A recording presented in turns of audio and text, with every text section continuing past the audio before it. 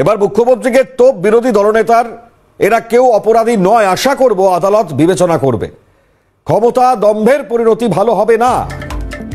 বিরোধী দলনেতা শুভেন্দু অধিকারী স্পষ্টতই তোপ দাগলেন মুখ্যমন্ত্রীকে।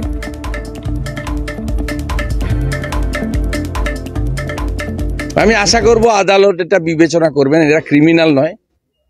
মমতা ব্যানার্জির ঘুমের ব্যাঘাত ঘটেছে। কেন তার বাড়িতে যাবে? তিনি নবান্নতে যান না, বাড়িতে গেছে। নবান্ন তো যায় না, এই রাজ্যের মুখ্যমন্ত্রী নবান্ন যায় না। মঙ্গলবার আর বৃহস্পতিবার নাকি ডেট আছে, তাও অনিয়মিত। রাজ্যের মুখ্যমন্ত্রী নবান্নতে যায় না, তাই প্রতিবাদ আন্দোলন করতে তার বাড়ির কাছে গেছে, তার ঘুম ভেঙে গেছে। সেই জন্য এদেরকে ক্রিমিনাল করে দাও, নন বেলেবল সেকশন দাও। এরা কি চোর না ডাকাত নাকি? গ্রামের কৃষক পরিবারের শিক্ষিত ছেলে মেয়ে প্রতিবাদের করতে গেছিল, সেখানে একটা ডেপুটেশন কেউ নিয়ে তাদেরকে বাড়ি পাঠিয়ে দিতে পারত, শিক্ষা দপ্তরের কোনো আধিকারিক নিয়ে নিতে পারত। এইভাবে যে ক্ষমতার দম্ভ অহংকার দেখাচ্ছেন, এর